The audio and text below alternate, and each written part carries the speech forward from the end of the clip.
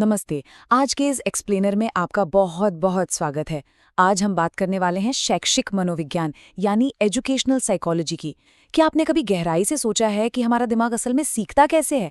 आज हम इस विशाल दुनिया को डीकोड करेंगे और देखेंगे कि कैसे ये विषय पुराने दार्शनिक विचारों से निकलकर आज के क्लासरूम की एक व्यावहारिक जरूरत बन गया है। तो आज हम किन किन चीजों पर बात करेंगे? देखिए, हम शिक्षा में मनोविज्ञान से शुरुआत करेंगे, उसके बाद सीखने के सिद्धांतों, व्यवहारवाद, संज्ञानवाद और सीखने में आने वाली अक्षमताओं को समझेंगे और अंत में सीखने की प्रगति के ग्राफ्स पर भी नजर डालेंगे। चलिए इस दिलचस्प सफर को शुरू करते हैं। भाग 1 शिक्षा में मनोविज्ञान। तो सबसे पहले ये समझना बहुत जरूरी है कि आज हम मनोविज्ञान को जिस रूप में जानते हैं, सदियों पहले ये बिल्कुल वैसा नहीं था। इसके मायने समय के साथ बहुत गहरे तरीके से बदले हैं। इस पूरे बदलाव को R.S. वुडवर्थ ने एक बहुत ही शानदार कोट में पिरोया है।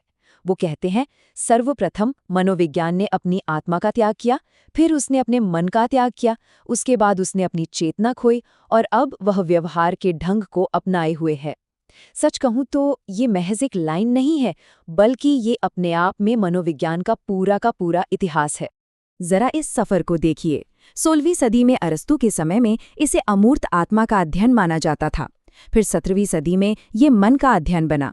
19वीं सदी आते आते इसमें चेतना की बात होने लगी और आखिरकार 20वीं सदी में वॉटसन और स्किनर जैसे विचारकों ने इसे व्यवहार यानी बिहेवियर के अध्ययन के रूप में पूरी तरह से स्थापित कर दिया।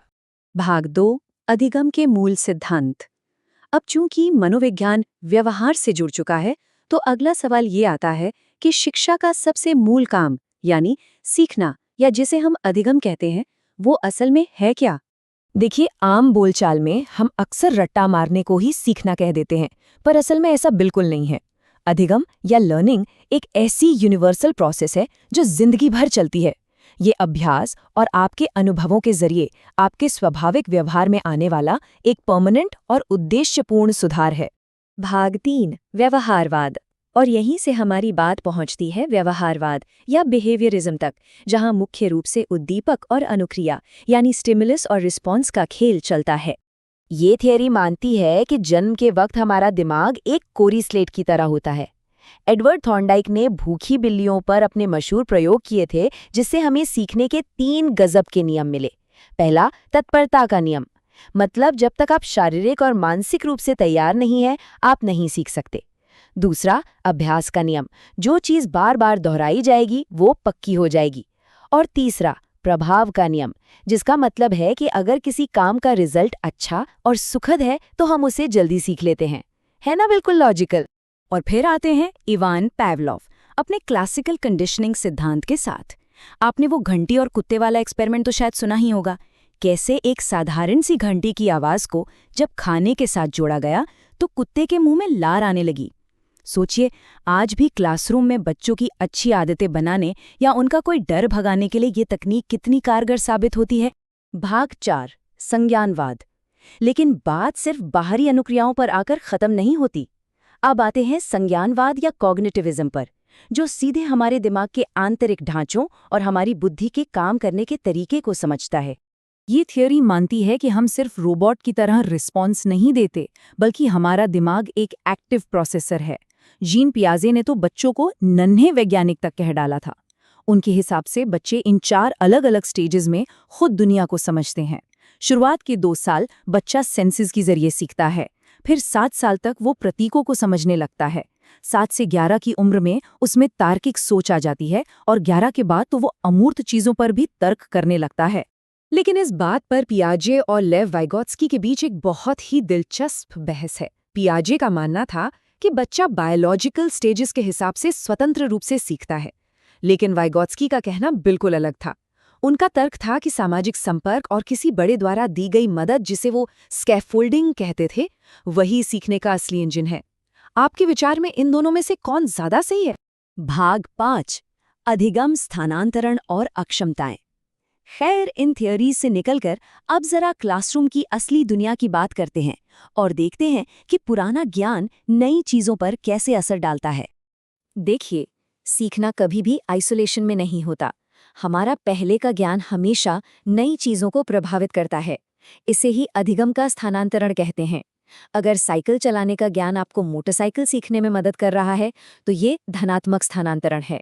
लेकिन अगर आप हमेशा बाईं तरफ ड्राइव करते आए हैं और अचानक दाईं तरफ करना पड़े तो वो पुराना ज्ञान बाधा बनेगा, जिसे ऋणात्मक स्थानांतरण कहेंगे।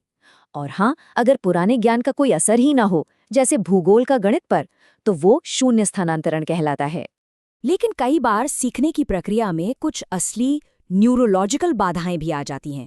सबसे पहले सैमुअल किर्क ने इन अधिगम अक्षमताओं की पहचान की थी, जैसे डिस्लेक्सिया, जिसमें पढ़ने में दिक्कत होती है, डिस्ग्राफिया, जिसमें लिखने और पेन पकड़ने में परेशानी आती है, और डिस्कैल्कुलिया, जो सीधे तौर पर मैथ या नंबरों से जुड़ा है। एक एजुकेटर के तौर पर इन्हें पहचानना बहुत ज़रूरी है, ताकि बच्चे को सही मदद मिल सके, ना कि उसे कमज़ोर समझकर सज़ा दी जाए। भाग 6, सीखने की प्रगति को विजुअलाइज करना। और अब आते हैं हमारे आखिरी सेक्शन पर। हम जो कुछ भी सीख रहे हैं उसका ग्राफ असल में दिखता कैसा है। हरमन एबिंगहॉस ने कुछ बहुत ही दिलचस्प ग्राफ्स दिए थे। सबसे पहला है सरल रेखीय वक्र या लीनियर कर्व। ये वो आइडियल सिचुएशन है जहां आपके सीखने की स्पीड हमेशा हर दिन बिल्कुल एक जैसी रहती है। लेकिन सच कहूं तो असल जिंदगी में ऐसा बहुत ही रेयर होता है। हमारा दिमाग कोई मशीन थोड़ी है। असल जिंदगी में जो ग्राफ सबसे ज्यादा देखने को मिलता है वो है ये उन्नतोदर वक्र या कॉन्वेक्स कर्व। इसमें होता ये है कि शुरुआत में तो हम बड़े जोश में तेजी से सीखते हैं, लेकिन जैसे जैसे टॉपिक मुश्किल होता है हमारी स्पीड कम हो जाती है और एक टाइम के बाद ग्राफ बिल्कुल फ्लैट हो जाता है। इसी सपाट फेज को मनोविज्ञान में सीखने का पठार या लर्निंग प्लेटो कहा जाता है। और इसका ठीक उल्टा होता है नतोदर वक्र या कॉनकेव कर्व। इसमें शुरुआत में चीज़ें बिल्कुल समझ नहीं आती, स्पीड बहुत स्लो होती है, लेकिन जैसे ही आपको बुनियादी बातें समझ आ जाती हैं, आपके सीखने की गति रॉकेट की तरह ऊपर भागती है। ये एकदम कमाल का आहा मोमेंट होता है। तो इन सारी थ्योरीज और ग्राफ्स को गहराई से समझने के बाद एक बहुत ही बड़ा सवाल हमारे सामने खड़ा होता है। कल के उन घंटी वाली क्लासिकल कंडीशनिंग के प्रयोगों से लेकर आज के इन हाईटेक डिजिटल क्लासरूम्स तक शिक्षा बहुत बदल चुकी है। तो आज के मॉडर्न एजुकेटर्स इन पुराने बुनियादी मनोवैज्ञानिक सिद्धांतों का इस्तेमाल करके आज के बच्चों की नई और जटिल समस्याओं को कैसे सुलझाएंगे? ये एक ऐसा सवाल है जो शिक्षा के भविष्य की दिशा तय करेगा और जिस पर हम सभी को सोचना चाहिए। आज के इस एक्सप्लेनर में बस इतना ही।